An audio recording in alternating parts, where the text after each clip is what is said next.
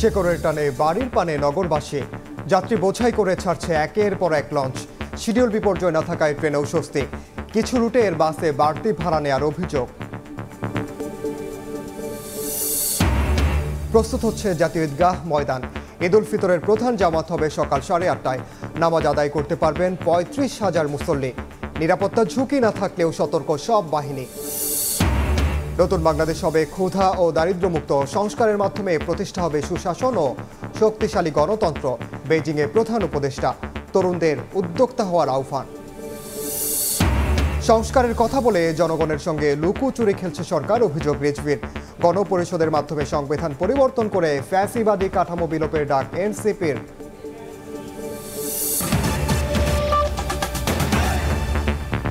সময় সংবাদের সঙ্গে আছি আমি ওমর ইনাল। স্বস্তির ঈদযাত্রায় পথে পথে উৎসবের আমেজ।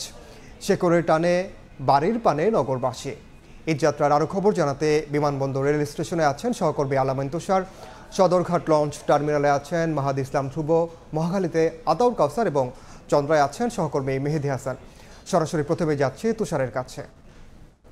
ষষ্ঠ দিনে এসে কিন্তু সেই পুরনো চিত্র আমাদের চোখে আজকে পড়েছে এবং যার কারণ হলো ট্রেনের শিডিউল বিপর্যয়। কিছুটা বিপর্যয় কিন্তু হচ্ছে, যার কারণেই কিন্তু আমরা ট্রেনের ছাদেও কিন্তু মানুষজনকে আসলে কিছুক্ষণ আগেও দেখেছি যে আমাদের সামনে দিয়ে সিল্ক সিটি এক্সপ্রেস ট্রেনটি প্রায় 1 ঘন্টা লেট করে ছেড়ে যায় এবং যার কারণে আমরা দেখেছি যে সেই ট্রেনের ছাদে কিন্তু প্রচণ্ড মানুষজন কমলাপুর থেকেই ছেড়ে এসেছে, সেখানেও কিন্তু ট্রেনের ছাদে ছিল এবং এখানে অর্থাৎ বিমানবন্দর রেলওয়ে স্টেশনেও কিন্তু অনেকেই আসলে ছাদে ওঠার চেষ্টা করেছেন এবং এই মুহূর্তে প্ল্যাটফর্মে যারা আসলে দাঁড়িয়ে আছেন তারা বেশিরভাগই উপকূল এক্সপ্রেসের যাত্রী। নোয়াখালীগামী এই ট্রেনটি 3:38 ছেড়ে যাবার কথা থাকলেও এখনও পর্যন্ত সেই ট্রেনটি কখন নাগাদ আসবে বা ছেড়ে যাবে সেই রকম কোনো তথ্য কিন্তু এখানকার কর্তৃপক্ষ যারা রয়েছেন তারা কিন্তু আমাদেরকে বলতে পারেননি। আসলে তারা বলছিলেন যে সেই ট্রেনটি আসতে দেরি হবে, আরও বেশ কিছুটা সময় লাগতে পারে। এখন আসলে পরবর্তীতে চট্টগ্রামগামী যে সুবর্ণ এক্সপ্রেস ট্রেনটি রয়েছে, যেটি আসলে 4টার দিকে 5টার দিকে ছেড়ে যাবার কথা, সেটি আসলে প্ল্যাটফর্মে আসছে, এমনটা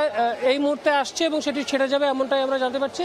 দর্শক নিশ্চয়ই আপনারাও দেখতে পাচ্ছেন যে ট্রেন একটি কিন্তু ঢুকছে এই মুহূর্তে, সেটি হচ্ছে সুবর্ণ এক্সপ্রেস চট্টগ্রামগামী এবং এই ট্রেনেও কিন্তু সেই একই রকম অবস্থা হবে। যদিও এই ট্রেনটিতে কিন্তু আমরা ছাদে খুব একটা মানুষজন দেখতে পাচ্ছি না। এর আগের যে দুটি ট্রেন ছিল, এর আগে একটি কমিউটার ট্রেনও কিন্তু এইখান দিয়ে আসলে সিরাজগঞ্জ এক্সপ্রেস যে ট্রেনটি কমিউটার ট্রেনটি, সেই ট্রেনটি কিন্তু ছেড়ে গেছে। সেই ট্রেনটিতেও আমরা ছাদে কিন্তু যারা আসলে যাত্রী সাধারণ রয়েছেন অনেকেই কিন্তু আমরা উঠতে দেখেছি। যেমনটা বলছিলাম দর্শক, এই মুহূর্তে সুবর্ণ এক্সপ্রেস যে ট্রেনটি আমাদের এই পাশ দিয়ে ছেড়ে যাচ্ছে, এখানে থামবে, যেটি আসলে চট্টগ্রামের উদ্দেশ্যে ছেড়ে যাবে।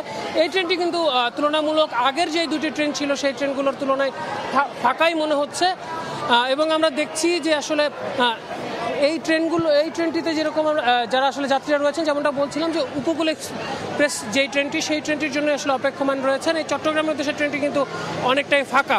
তো এই ছিল ঈদযাত্রার রেলের যে খবর, সেই খবর বিমানবন্দর রেল স্টেশন থেকে আমার কাছে। এখন আমরা চলে যাব নৌপথের ঈদযাত্রার খবর জানতে।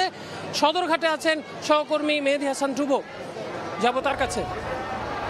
শেকড়ের টানে বাড়ির পানে ছুটতে শুরু করেছে ঘরমুখো মানুষ।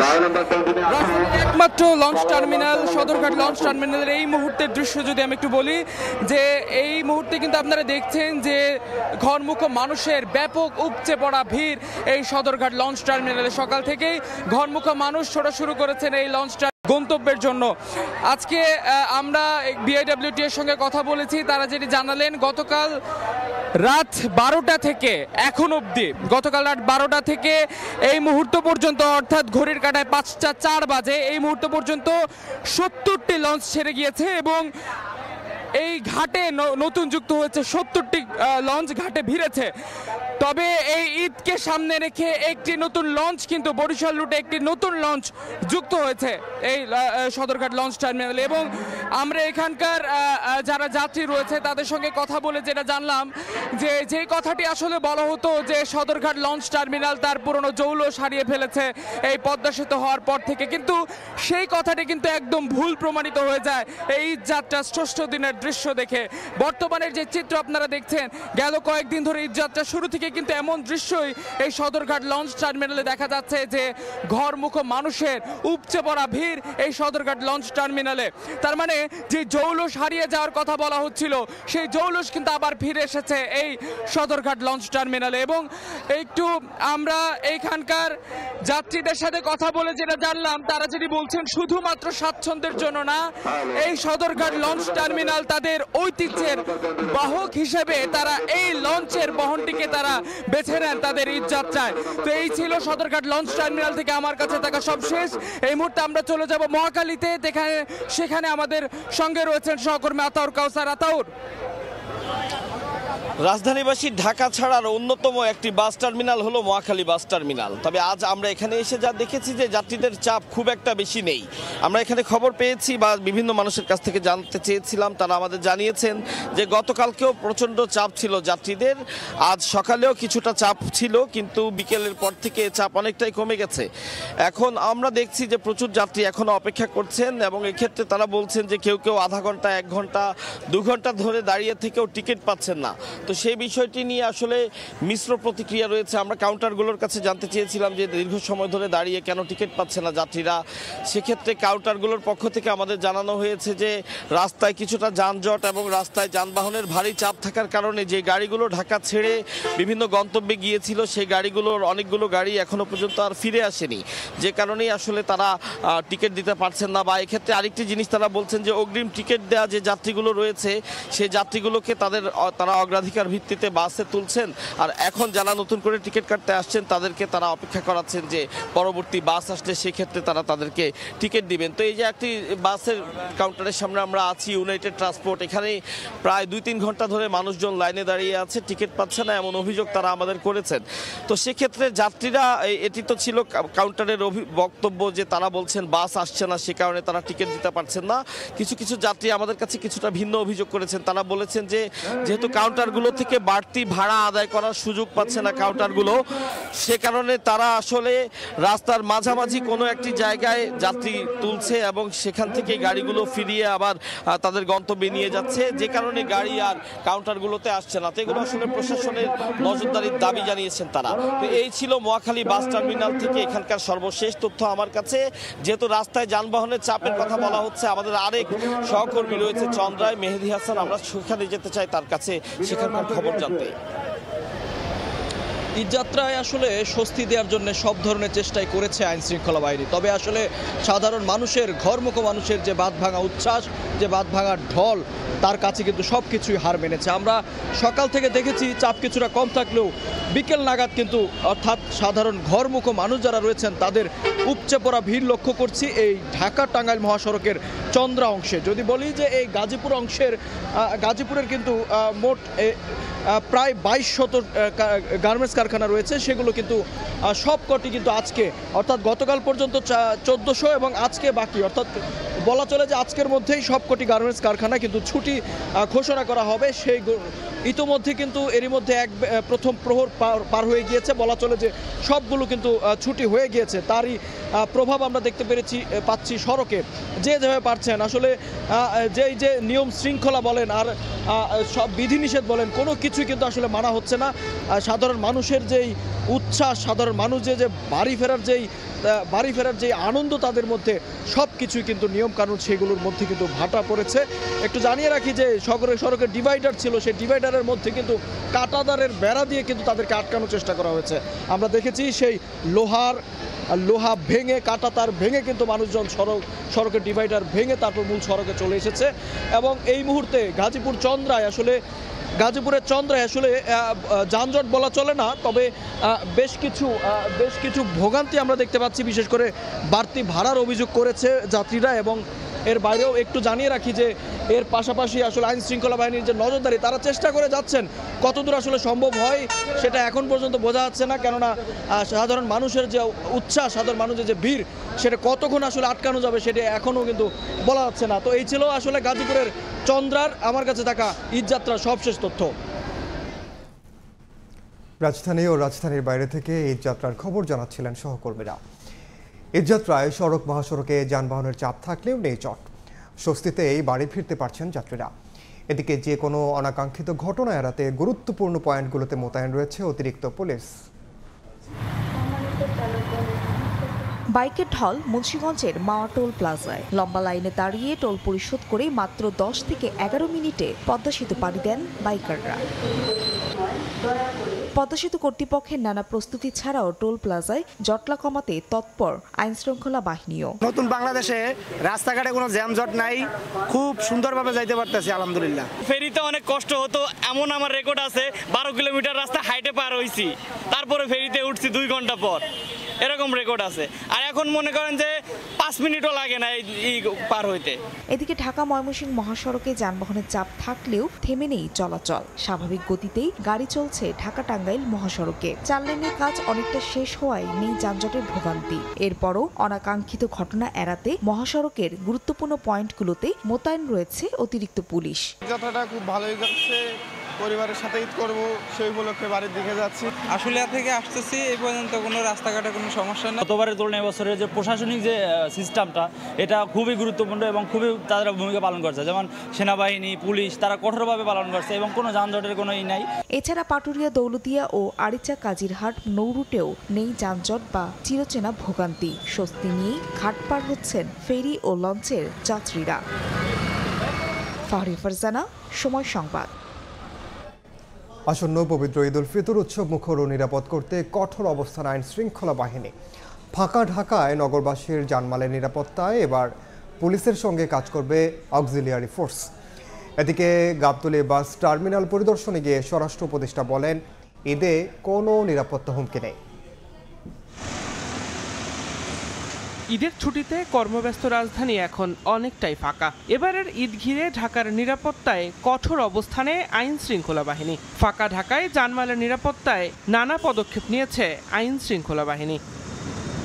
শনিবার সকালে ডিএমপি মিডিয়া সেন্টারে পবিত্র ঈদ উল ফিতর উপলক্ষে সংবাদ সম্মেলনে ঢাকা মহানগর গোয়েন্দা পুলিশের অতিরিক্ত পুলিশ কমিশনার রেজাউল করিম মল্লিক বলেন, ঈদের ছুটিতে টহল কার্যক্রম জোরদারের পাশাপাশি ডিএমপির আওতাধীন 71টি বিশেষ গুরুত্বপূর্ণ স্থানে চেকপোস্ট বসানো হয়েছে।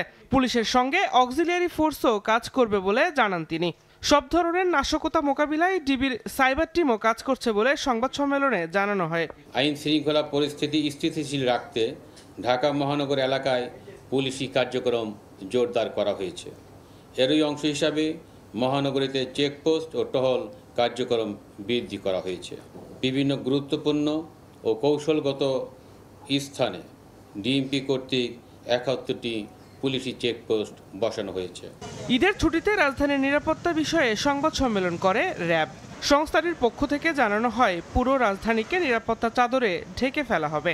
সন্ত্রাসী কর্মকাণ্ড রোধে সাদা পোশাকে থাকবে র্যাব সদস্যরা। নিরাপত্তা নিশ্চিত করতে, ঈদটাকে সুন্দর করতে বিভিন্ন ধরনের আয়োজন এবং বিভিন্ন ধরনের বলবো যে নিরাপত্তা চাদরে ঢেকে রাখা হয়েছে ঢাকার সহ সারা দেশকে। সহযোগিতা দরকার আপনাদের কাছ থেকেও। এদিকে গাবতলী বাস টার্মিনালে পরিদর্শনে গিয়ে স্বরাষ্ট্র উপদেষ্টা বলেন, ঈদে নাশকতার কোনো আশঙ্কা নেই। কোনো ধরনের ষড়যন্ত্রের হুমকি নাই। আর ষড়যন্ত্রের যদি কোনো হুমকি থাকে আপনারাই মোকাবেলা করবেন আমাদের সাথে। জনগণ মোকাবিলা করলে কোনো ষড়যন্ত্র কেউ করতে পারবে না। যাত্রীদের কাছ থেকে সরকার নির্ধারিত ভাড়ার অতিরিক্ত আদায় করলে ব্যবস্থা নেওয়ার হুঁশিয়ারি দেন স্বরাষ্ট্র উপদেষ্টা। দিন মোহাম্মদ সাব্বির, সময় সংবাদ, ঢাকা। রাজধানীর 100 ফিটের বেড়াইদ এলাকায় ঈদ উপহার বিতরণ অনুষ্ঠানে বক্তব্য রাখছেন বিএনপি মহাসচিব মির্জা ফখরুল ইসলাম আলমগীর। সরাসরি যাচ্ছে সেখানে।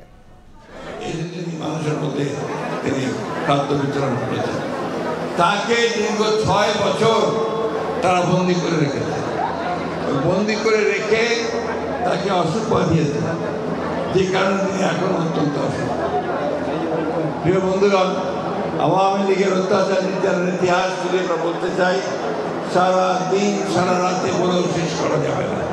সুতরাং আমরা মনে করি আল্লাহ তাআলার কাছে শুকরিয়া আদায় করতে চাই যে আল্লাহ তাআলা এই ভয়াবহ একটা মনস্তার, বাংলায় বললে যাকে বলা হয় ডাইনি, তার হাত থেকে মানুষকে আল্লাহ তাআলা রক্ষা করেছেন, রেহাই দিয়েছেন, তাই না? বন্ধুগণ, আজকে একটা নতুন সুযোগ সৃষ্টি হয়েছে। আমাদের মানুষ 15 বছর এই মানুষগুলো যুদ্ধ করেছে, সংগ্রাম করেছে, লড়াই করেছে।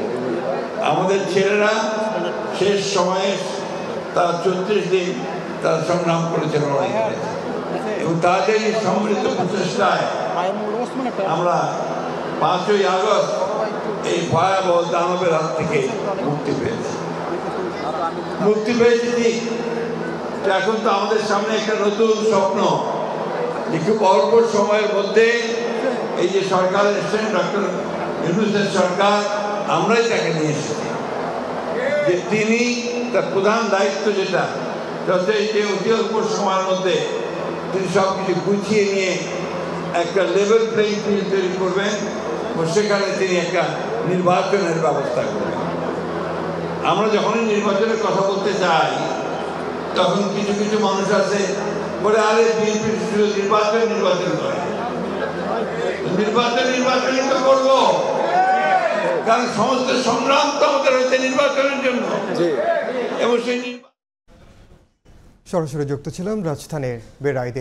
জাতীয় ঈদগাহ ময়দানে সকাল 8:30টায় অনুষ্ঠিত হবে ঈদের প্রধান জামাত, যেখানে একসঙ্গে নামাজ আদায় করতে পারবেন 35,000 মুসল্লি। রাষ্ট্রপতি, প্রধান উপদেষ্টা সহ রাষ্ট্রের অতি গুরুত্বপূর্ণ ব্যক্তিদের জামাতে অংশ নেওয়ার কথা রয়েছে।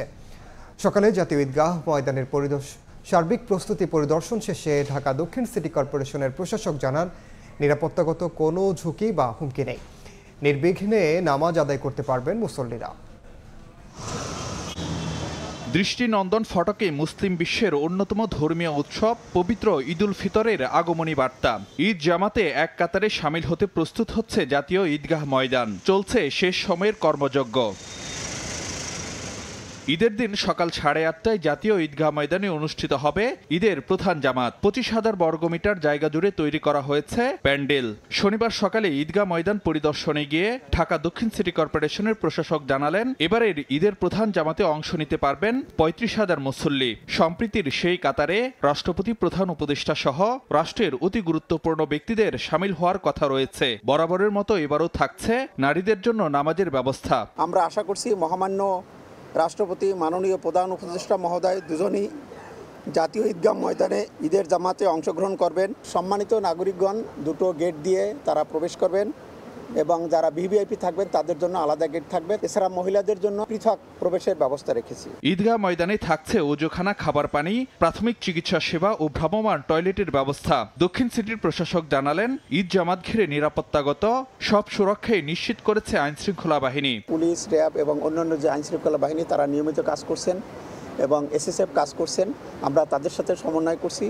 আপাতত আমরা কোনো নিরাপত্তা ঝুঁকি এখানে দেখছি না। এদিকে ঢাকা উত্তর সিটি কর্পোরেশনের আয়োজনে রাজধানীর পুরাতন বাণিজ্য মেলার মাঠে এবার প্রথমবারের মতো আয়োজন করা হচ্ছে ঈদ জামাত। কর্তৃপক্ষের আশা, লাখো মানুষের জমায়েত হবে এই ময়দানে। লক্ষাধিক লোকের ঈদ একসাথে নামাজ পড়ার মতো যে আয়োজন, সেই আয়োজন আমরা করেছি। সাফিসিয়েন্ট গাড়ি পার্কিংয়ের ব্যবস্থা করা হয়েছে, সাফিসিয়েন্ট নিরাপত্তা বেষ্টনী তৈরি করা হবে এবং নারীদের নামাজের আলাদা ব্যবস্থা আমরা করেছি। ঈদ জামাতের পর সুলতানি আমলের ঐতিহ্যের সঙ্গে মিল রেখে ঈদ র্যালির আয়োজন করা হবে। শত শত গিটারিস্ট থাকবেন, পুলিশের ব্যান্ডের দল থাকবেন, ঘোড়ার গাড়ি সেগুলো থাকবে, প্ল্যাকার্ড থাকবে, সঙ্গীত শিল্পীরা থাকবেন, সেলিব্রিটিরা থাকবে, আমরা থাকবো এবং সিনিয়র সিটিজেনরা থাকবেন। আমরা সবাই মিলে এই ঈদ মিছিলটি আমরা করব। মানিক মে অ্যাভিনিউ গিয়ে সংসদ ভবনের সামনে আমরা শেষ করব। ওখানে আমরা একটা সাংস্কৃতিক অনুষ্ঠান করব। এছাড়া 2 দিন ব্যাপী ঈদ মেলারও আয়োজন করবে উত্তর সিটি কর্পোরেশন। সাম্য, সম্প্রীতি, রাজধানী তাগিদে পবিত্র ঈদুল ফিতরে ভেদাভেদহীন এক কাতারে সামিল হবেন সব শ্রেণী পেশার মানুষ। আর সেই লক্ষ্যে প্রস্তুত হচ্ছে বিশাল এই ময়দান। কর্তৃপক্ষ বলছে, এবারের ঈদ উৎসবে থাকছে বেশ কিছু নতুন অনুষঙ্গ, যা যোগ করবে ভিন্ন মাত্রা। ফারুক ভিয়া, রবিন, সময় সংবাদ, পুরাতন বাণিজ্য মেলার মাঠ, ঢাকা। নতুন বাংলাদেশ হবে ক্ষুধা ও দারিদ্র্যমুক্ত। গণ অভ্যুত্থানের পর নেওয়া সংস্কারমূলক কার্যক্রম বাস্তবায়ন হলে সুশাসন ও গণতন্ত্রের ক্ষেত্রে উত্তরণ ঘটবে। বেইজিংয়ে পিকিং বিশ্ববিদ্যালয়ের সম্মানসূচক ডক্টরেট ডিগ্রি গ্রহণের পর দেয়া ভাষণে কথা বলেন প্রধান উপদেষ্টা ডক্টর মোহাম্মদ ইউনূস। এ সময় তরুণদের চাকরির পেছনে না ছুটে উদ্যোক্তা হওয়ার আহ্বান জানান তিনি। এদিকে 4 দিনের চীন সফর শেষে দেশের উদ্দেশ্যে বেইজিং ছেড়েছেন প্রধান উপদেষ্টা। চীন সফরের 4র্থ দিন বেইজিংয়ের বিশ্ববিখ্যাত পিকিং ইউনিভার্সিটির এক অনুষ্ঠানে যোগ দেন প্রধান উপদেষ্টা ডক্টর মোহাম্মদ ইউনূস। এ সময় তাকে স্বাগত জানান বিশ্ববিদ্যালয়টির কাউন্সিলর চেয়ারম্যান হি গুয়াংচাই। বিশ্ববিদ্যালয়ের প্রথা মেনে ডক্টর ইউনূসকে পড়ানো হয় ঐতিহ্যবাহী গাউন, প্রদান করা হয় সম্মানসূচক ডক্টরেট ডিগ্রি। বিরল এই সম্মাননায় কনফারেন্স হল জুড়ে করতালি আর অভিনন্দনে সিক্ত হন প্রধান উপদেষ্টা। পরে আমন্ত্রিত শিক্ষার্থী ও অতিথিদের উদ্দেশ্যে বক্তব্য দেন অধ্যাপক মোহাম্মদ ইউনূস। শুরুতেই তিনি চাকরির পেছনে না ঘুরে তরুণদের উদ্যোক্তা হওয়ার স্বপ্ন দেখান। বলেন, চাকরির দাসত্ব প্রথা আর ব্যবসা স্বাধীন সত্তার নিয়ামক। এক পর্যায়ে তার বক্তব্যে আসে বাংলাদেশের প্রসঙ্গ। বলেন, গত বছর বাংলাদেশের তরুণরা এক আমূল পরিবর্তন সাধন করেছে। নতুন বাংলাদেশ ক্ষুধা, দারিদ্র্য ও বেকার মুক্ত হবে বলেও আশা তার। who were the vanguards of the transformational changes in Bangladesh just last year. Their vision to establish a new Bangladesh in place of the Bangladesh that we had until last year.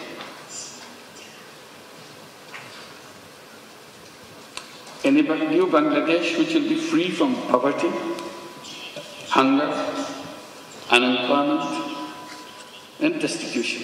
বাংলাদেশের চলমান পরিস্থিতি নিয়ে doctor Mohammad Yunus বলেন, নতুন বাংলাদেশ গড়তে বেশ কিছু সংস্কারমূলক কার্যক্রম হাতে নেওয়া হয়েছে। এগুলো বাস্তবায়ন হলে বাংলাদেশে সুশাসন ও শক্তিশালী গণতন্ত্রের উত্তরণ হবে। We are embarked on a series of reforms to make governance transparent and democratic, to ensure economic policies which are inclusive, and to guarantee that every individual has equal opportunity to flourish. Our reform initiatives are at the top of our priority. Our goal is definite. Our work plan is exhaustive.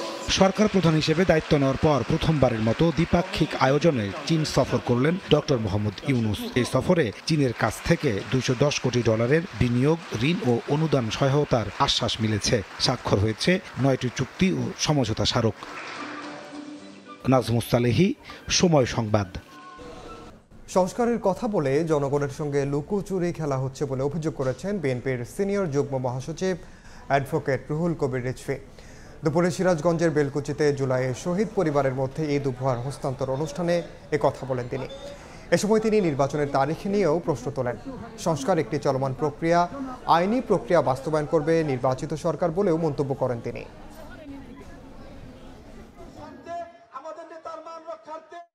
সংস্কারের কথা বলে আপনারা লুকোচুরি খেলছেন জনগণের সাথে। একবার বলেন ডিসেম্বর, একবার বলেন মার্চ, একবার বলেন জুন। কেন এই লুকোচুরি খেলা? অন্তর্বর্তীকালীন সরকার কেন এই লুকোচুরি করছে না? সংস্কার তো চলমান প্রক্রিয়া। সংস্কার তো করবে এর আইনি প্রক্রিয়া, এটা করবে জনগণের দ্বারা নির্বাচিত যে সংসদ, এবং যারা সরকারে আসবে তারা সংস্কারকে আইনীকরণ করবে। গণপরিষদ নির্বাচনের মাধ্যমে সংবিধান পরিবর্তন করে পুরো ফ্যাসিস্ট কাঠামো বিলোপের দাবি জানিয়েছেন জাতীয় নাগরিক পার্টির সিনিয়র যুগ্ম আহ্বায়ক সামান্তা শারমিন। ভোলার চরফ্যাশন কেন্দ্রীয় শহীদ মিনার চত্বরে এক পথসভায় তিনি কথা বলেন। এ সময় এনসিপি নেতা বারো বলেন, বাংলাদেশের ছাত্র জনতা বারবার নিজেদের অর্জন ভুল লুণ্ঠিত হতে দেখেছে। 90-এর গণ অভ্যুত্থান কারা ভুল লুণ্ঠিত করেছে, কারা দেশের সঙ্গে প্রতারণা করেছে তা দেশের মানুষ ভুলেনি। ক্ষমতার পালা বদলের পুরানো চিত্র তরুণ ছাত্র জনতা বদলে দেবে বলেও জানান তিনি। বাংলাদেশের সংবিধান পরিবর্তন না হলে আমাদের দেশের মানুষের স্থায়ী পরিবর্তন সম্ভব নয়। কিছু পক্ষ এই সংবিধানকে আগের মতোই রেখে দিতে চায়, এবং কিছু পক্ষ এই সংবিধান নয়, শুধু পুরো ব্যবস্থাকেই আগের মতো রেখে দিতে চায়। আমরা পরিষ্কার করে বলতে চাই, 3 আগস্ট এক দফার ঘোষণা হওয়ার সাথে সাথে বাংলাদেশের ছাত্র জনতা ঘোষণা দিয়েছে এই সংবিধানকে পুনর্লিখন করতে হবে।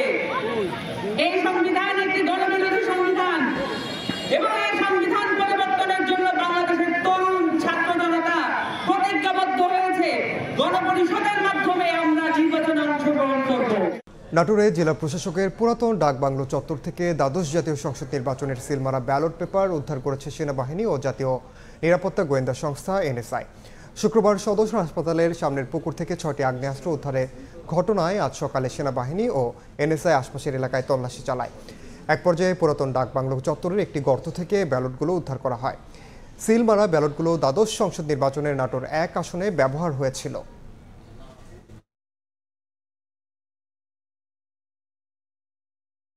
মিয়ানমার ও থাইল্যান্ডের মতো বাংলাদেশেও বড় ভূমিকম্পের ঝুঁকিতে রয়েছে বলে সতর্ক করেছে ফায়ার সার্ভিস। ঢাকা, চট্টগ্রাম, সিলেট ও ময়মনসিংহ অঞ্চল সবচেয়ে বেশি ঝুঁকিতে রয়েছে। শনিবার সংবাদ বিজ্ঞপ্তিতে ভূমিকম্প মোকাবিলায় ন্যাশনাল বিল্ডিং কোড অনুযায়ী ভূমিকম্প প্রতিরোধী ভবন তৈরির নির্দেশনা দেয় ফায়ার সার্ভিস। ঝুঁকিপূর্ণ ও পুরানো ভবনগুলোর সংস্কার করা সহ বহুতল ও বাণিজ্যিক ভবনগুলোয় অগ্নি প্রতিরোধের ব্যবস্থা জোরদার করার তাগিদ দিয়েছে জরুরি সংস্থাটি। জনসাধারণকে হাসপাতাল, ফায়ার সার্ভিস, অ্যাম্বুলেন্স, পুলিশ সহ অন্যান্য জরুরি টেলিফোন নম্বর সংরক্ষণের পরামর্শ দেওয়া হয়েছে বিজ্ঞপ্তিতে।